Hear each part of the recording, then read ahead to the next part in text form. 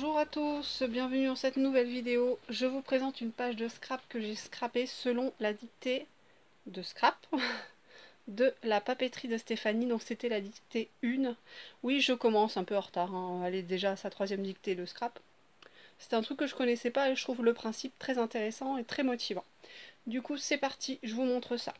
Donc j'ai pris une page 30-30. J'ai découpé une bande de 4 cm que j'ai déchiré à la main sur à peu près 0,5 de large là.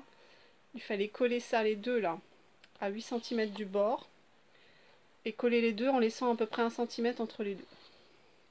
Donc vous pouviez coller dans ce sens là ou l'effet déchiré de l'autre côté, etc. Celui-là pareil de l'autre côté, c'était pas précisé.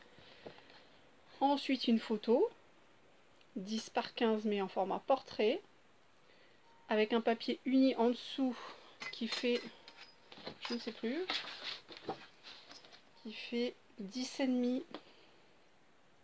par 18. De toute façon, vous pouvez aller voir sa dictée de scrap, c'est très bien expliqué.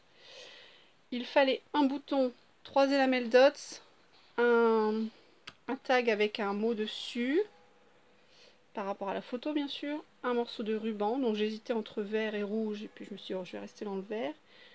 Un demi-napperon, placé sur la droite en haut de la photo, en dessous de la photo. Il fallait aussi une étiquette scolaire, je n'ai pas, donc j'ai mis une étiquette blanche comme ça là. Vous savez, les rouleaux comme ça, tout simple. Et j'ai marqué un mot dessus, il fallait écrire quelque chose. Et je voulais l'écrire à la main, donc je l'ai écrit à la main, je crois qu'elle, elle l'écrit pas à la main. Moi j'ai écrit Mamour, donc c'est le petit nom que je lui donne comme ça. Il fallait aussi tamponner là, sur cette bande là, sur les 3 cm qu'il y a là, sans aller vers la gauche, puisque après il y a tout ça à mettre. Donc j'ai tamponné maman pour la vie, puisque c'est mon dernier, c'est mon fils. Et ensuite il fallait un ticket, un papier rond, les agrafés, vous voyez, et là j'ai choisi le ticket Zen Attitude parce qu'il était dans un manège, et 3 enamel dots à moitié sur le papier uni, à moitié sur le papier de fond. Ici pareil. Oh, bah j'en ai perdu un. Bon, il y avait un 3e enamel dots, je vais le recoller après si je le retrouve, il est par terre.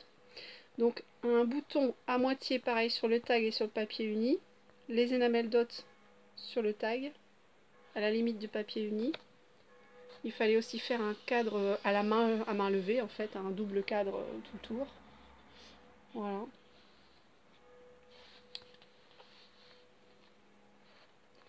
Et c'est tout, il me semble que j'oublie rien.